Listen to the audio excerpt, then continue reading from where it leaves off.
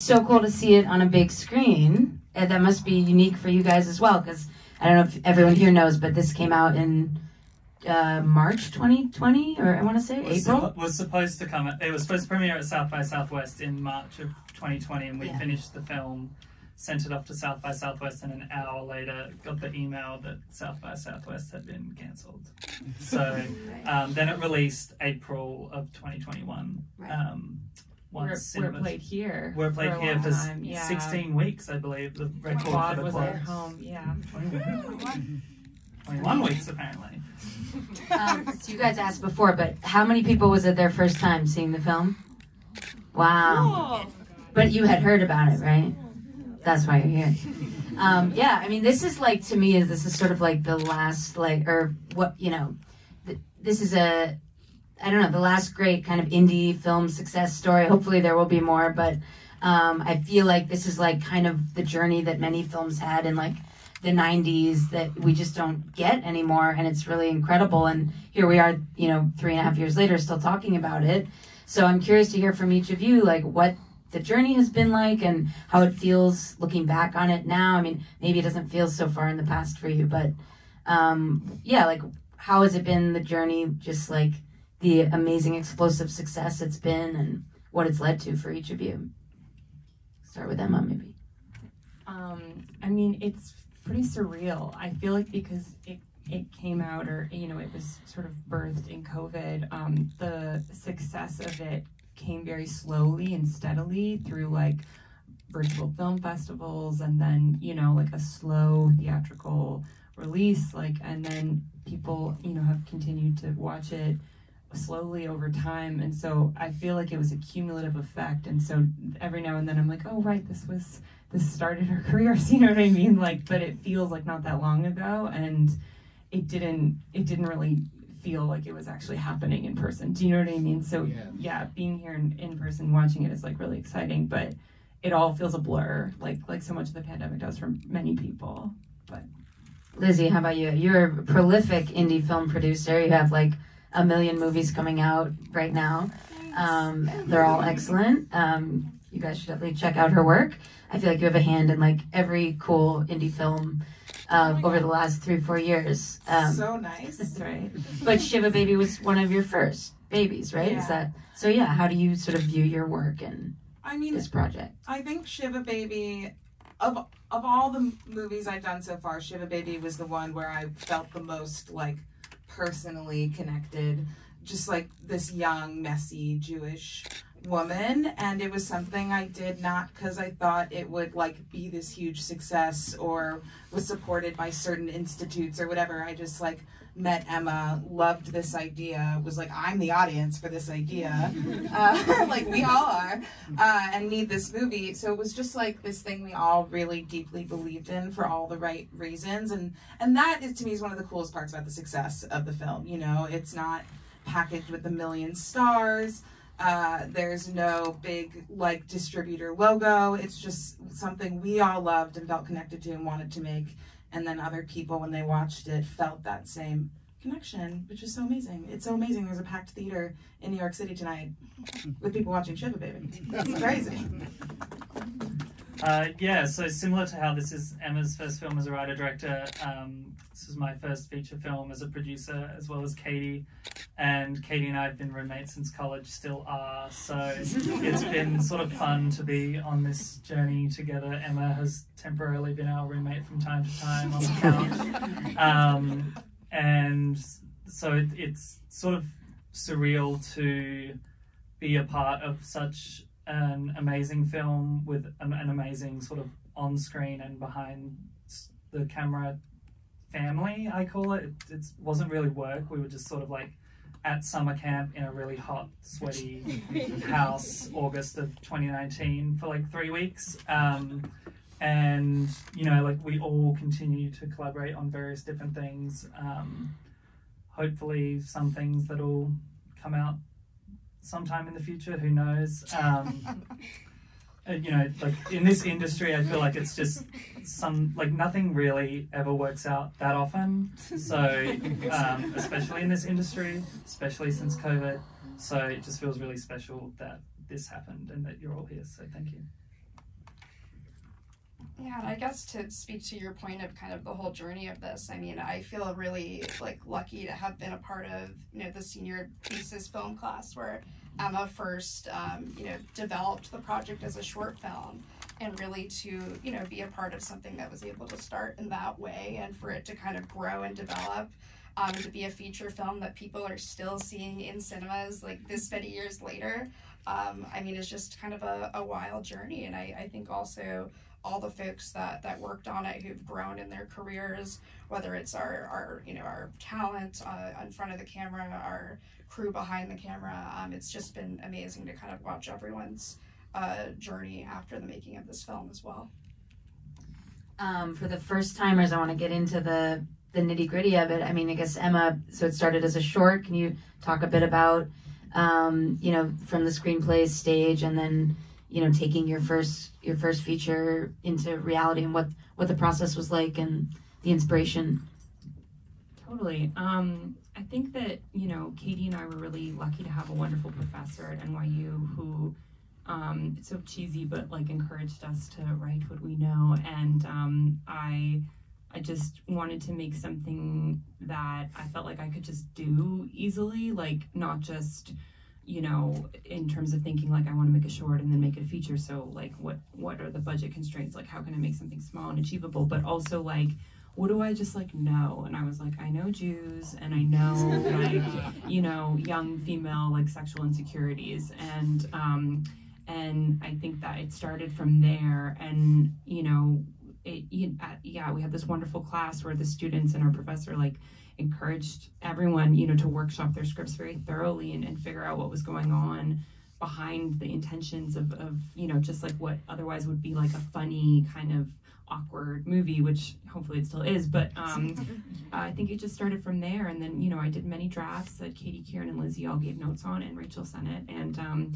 it just kept going and evolving into sort of, you know, the panic attack that it became. Yeah. I brought a friend here tonight who hadn't seen it before, and they were like, I'm so excited for the chaotic bisexual energy. What were you trying to work through, I guess, with this screenplay? Exactly that. You know, I don't think I went into it being like, this is gonna be, I don't know, we're gonna get some resolve for the chaotic bisexuals. It just was like, I don't know, what questions do I have and what am I freaked out about, and like how can I put that into something that's relatable that other young women and Jewish women and bisexual women can relate to. That's kind of what it was. I don't know. And you know, it's wonderful like working with a crew and working with partners who like share your identity in some way, because I can like turn and be like, is this tracking, you know what I mean? And we can all be like, yeah. Yeah. I mean, and talk about, you know, what was achievable. I think what you all achieved here in a single location is really incredible. And obviously, I know you're sort of writing towards these budget constraints you knew you probably had, but the production, and I was struck seeing it in a theater too, how claustrophobic it really feels in that single setting. So maybe producers, you can talk about how did you find the location, and you know, how did you know you had found the perfect house for this? I feel like we had a couple of angels, yes, watching over us in finding the house. You know, not having a lot of money and wanting to make sure we made the film within New York City, so we had access to actors, crew, things like that, without having to spend a lot on travel and housing and things. I think we just spent a ton of time scouring Airbnb and things like that, and came across this house. It just turns out that they go out to Long Island with their children most summers anyway to like see the grandparents, so they were like down to let a bunch of like 27-year-olds or younger like have their house for a month, which was very special. You know, and sort of speaking to the budget constraints that you brought up, there was like a version of the script, I think, where Rachel's character is traveling like on the Metro North, because it wasn't necessarily supposed to be Brooklyn, even though that's where we shot. It was sort of like a suburb within New York City, and I think there's also a version where she actually made it to the funeral. So there's a whole synagogue scene, and it was sort of like, how can we get these same story beats that you want from these scenes, but not have to film those scenes? So it was sort of like, we can't afford that. So how can we achieve this same feeling and get these same points across on this one little street and house sort of thing? I mean, but narratively, it keeps it very lean. I mean, I think ultimately, probably it worked out for the best for the film. As soon as she walks in the door, it's a pressure cooker situation, and I think that's very much helped by Ariel Marx's fantastic score. Yeah. And Emma and Maria had a little Lego build of the house. Maria Rushi's our cinematographer. Yeah. That they used to block everything out beforehand, which, you know, the way I think that, let me know if I'm speaking for you in the wrong way, but I think you guys were extremely specific about like adapting what you were doing to what the house had to offer. And it was very much, I think when you're on a low budget, it's very important to go to these location scouts and things with a very glass half full mentality. So when we went in the house, it was like, okay, what are the amazing things to work with here? And the other really important thing that we were all aware of was how tight our schedule was going to be.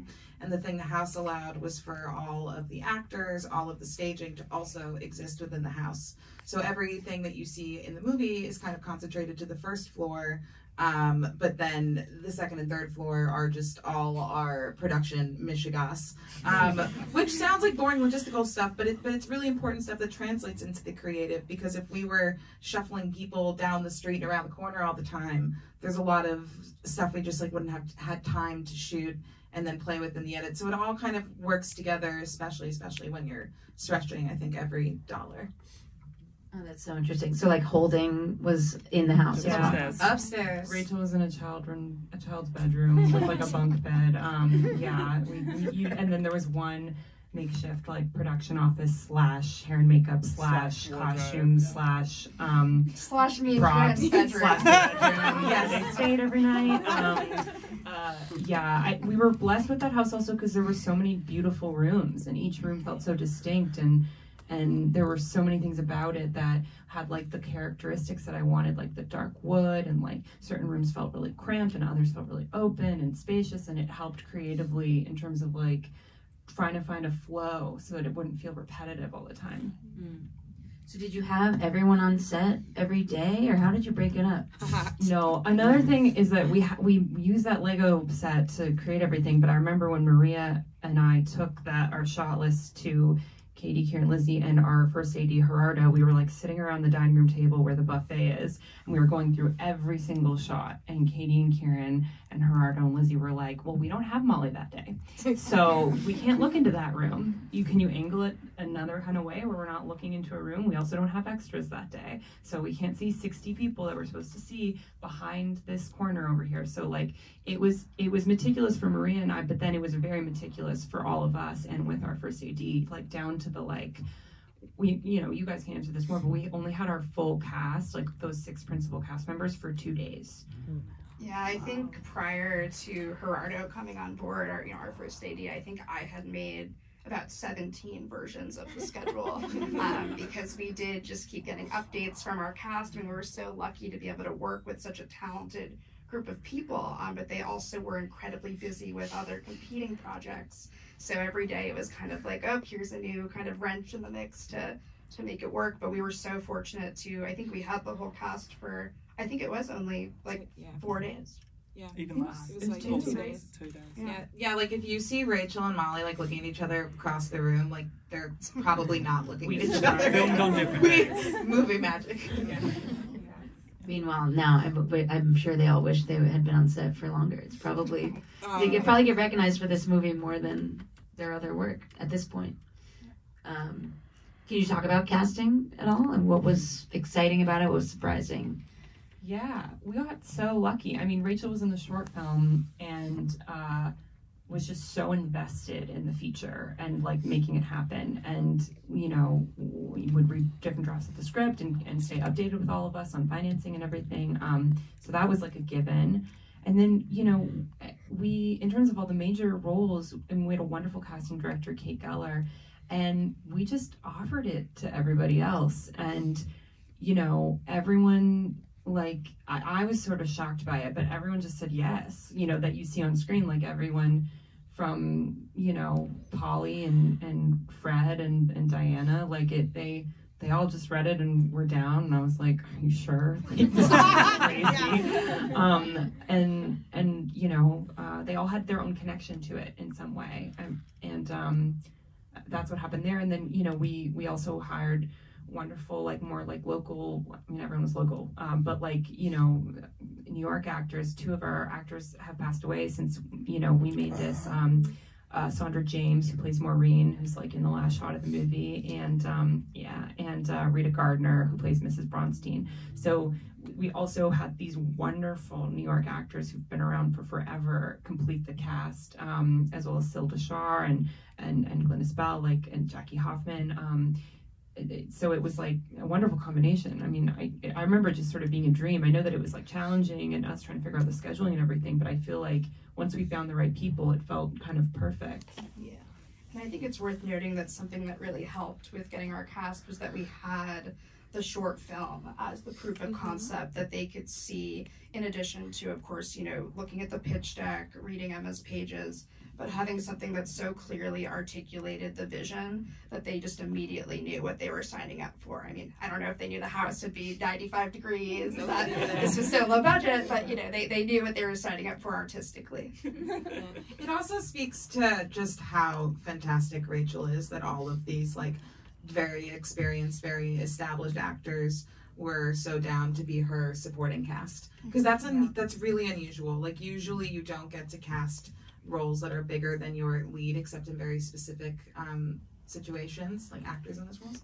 And it was really special, and they all just like got on set with her and were immediately like, this girl is gonna be amazing in this movie. The tone is very specific.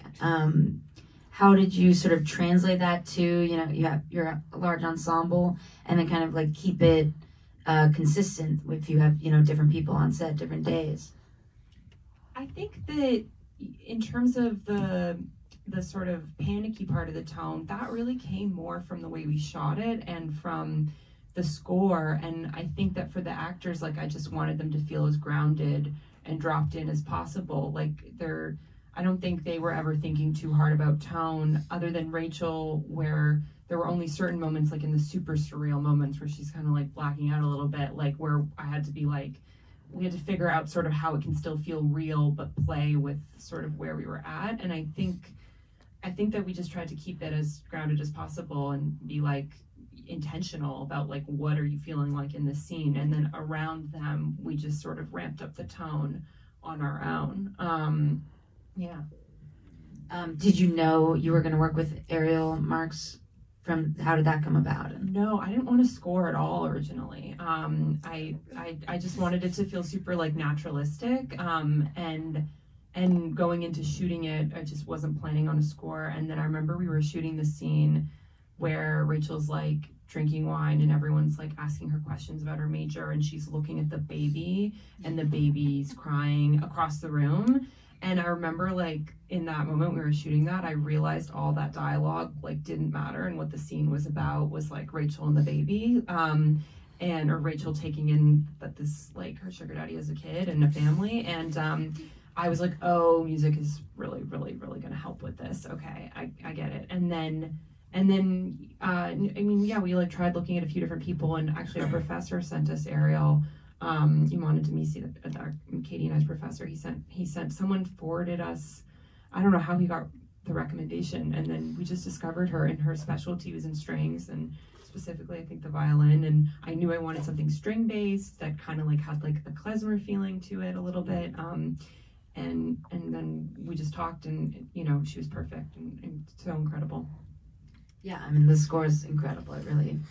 It brings it all together. I'm always curious about that process of like, is she watching a full cut? Is she just seeing like snips here and there and like sending you ideas? And how do you decide when to use what? I mean, did you all sort of work on that together, or? Yes and no. She watched a full cut. She sent me a library of violin sounds and asked me to pick my favorites. And then I picked my favorites, and all my favorites, in her opinion, were like horror sounds. And then she developed like cue by cue, and we would listen. But Katie, Kieran, and Lizzie, like at first it was just like 2 cues, and Katie, Kieran, and Lizzie were like, "Do you want like a little bit more?" Like it's like and would suggest other moments, and we would all give feedback together, if I remember correctly.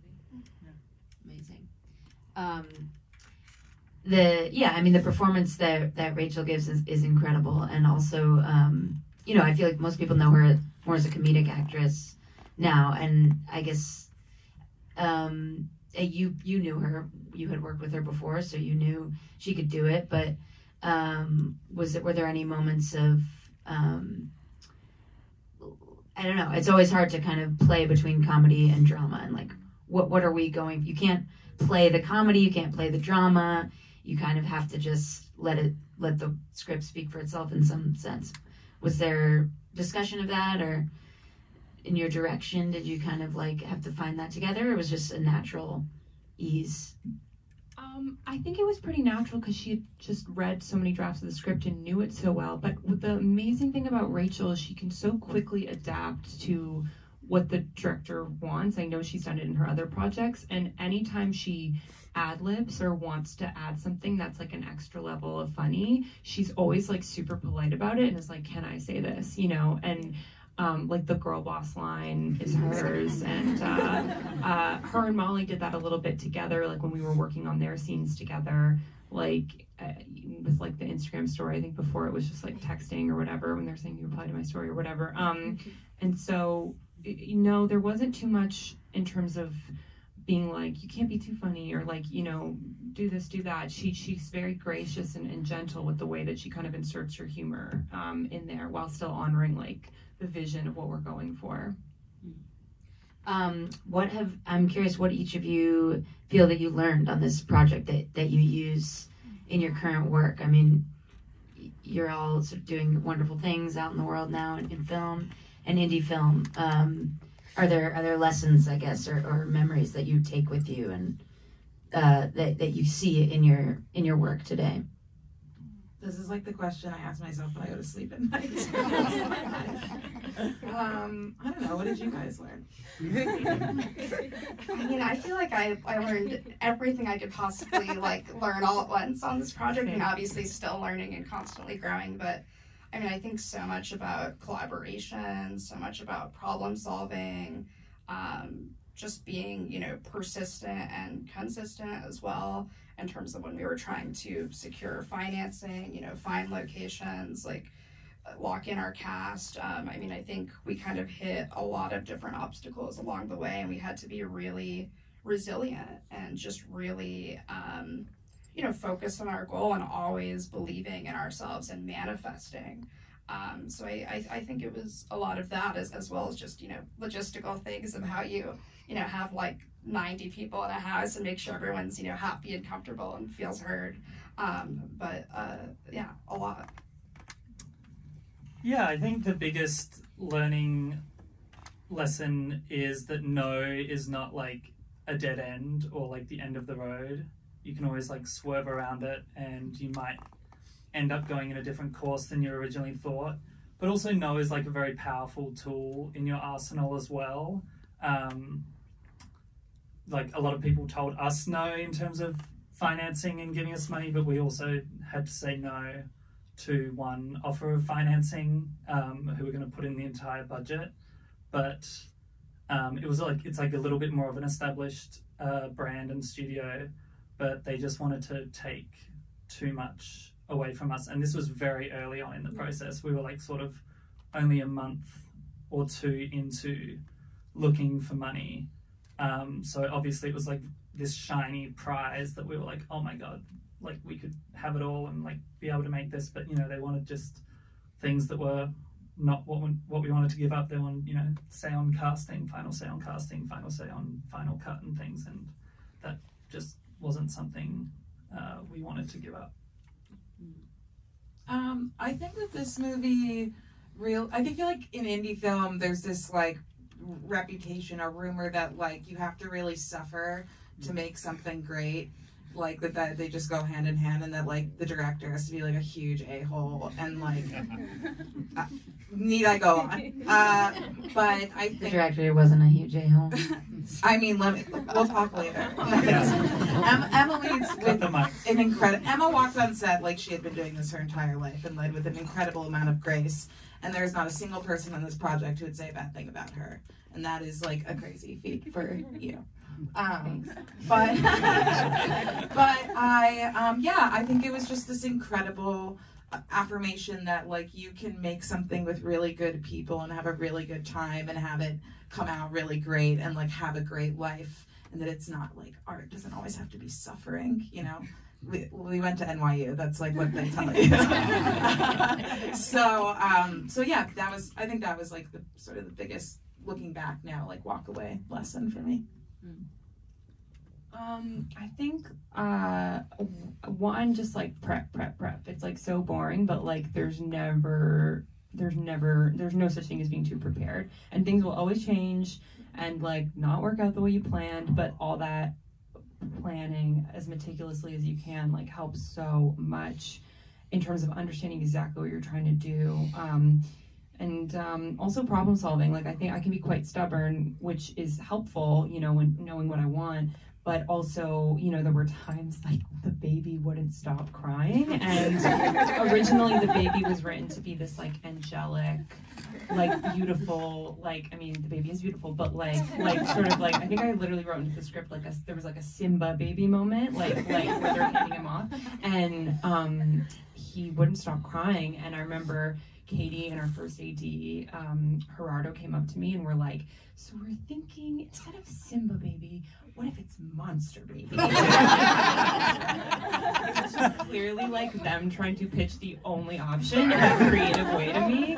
And like eventually I was like, fine, I guess we have to. But and then we rolled with it, and it, you know, added to the stress and panic and all that stuff of the movie. But I think that there's another world in which, I don't know, I could have been like, no, we're gonna wait till the baby stops crying. Like, I don't know, you know, and you sometimes you gotta let go. So I learned that on this movie for sure. I think the baby deserves an Oscar though, because we say he because his name is Edgar, but we put him in drag at 18 months old for this movie.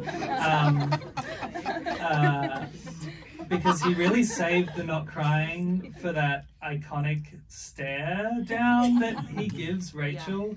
And after all that crying and sort of like the moment and what happens in that scene in the kitchen, it's like, did Diana's character overhear them? You know, it's kind of cool. That was the one moment where I was like, you're like, but it works. But it really works. Yeah. We actually sang before rolling on that specific shot. I think for the 45 minutes prior, everyone was following Diana, bouncing the baby around the house, singing Wheels on the Bus to get him to stop crying. And thankfully it worked for the 5 minutes we needed it to, and then he started crying again. I was going to ask how you got him to cry, but I guess that part wasn't hard. You know, it was anytime he was separated from his mom, and on the last day, that's when we figured out, like, oh, he just needs to be in Diana's arms for, like, a long time. And she was, like, walking around the house in her high heels, holding this baby, her and Danny like whisper singing, like in a private room, just like whisper singing to him, and everyone was like, the whole crew was like on eggshells, just like, and then we finally were all whispering, and then we like got him exactly where we needed to be and like lit it, and we're like, everyone, like, and Rachel was like rattling a toy to like keep him smiling. Anyway, so it was more trying to get him to not do that, which we thought. This is all about Shiva Baby, obviously, but I want to plug your guys' future projects, because Emma has an amazing new movie coming out called Bottoms that you all should see August 24th, right? 25th. And Lizzie has like 1,000 movies. I can't even name them all, but Bad Things came out. And Bad Things is coming out on Shudder and AMC Plus on August 18th. We're also doing a special screening at IFC Center on August 15th. It's The Lesbian Shining. It's a lot of fun. It's amazing. It's great. I was lucky to see it enough at Tribeca.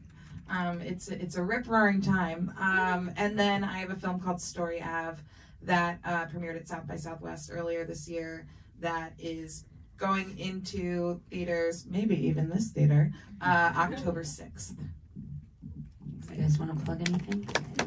I don't want to jinx anything too much, but Katie and I have a TV project sort of in the early stages of development, and I might be breaking rules by even mentioning the particulars of strikes and things like that. But fingers crossed for that. Cool. Yeah, they can't promote themselves, but you guys can. So tweet about it, post about it. You will be seeing a lot more of all of these people, and you can say that you saw them when. Congratulations again to all of you. It's such a phenomenal film. Thank you. I'm so glad it was made. Thank you all for coming.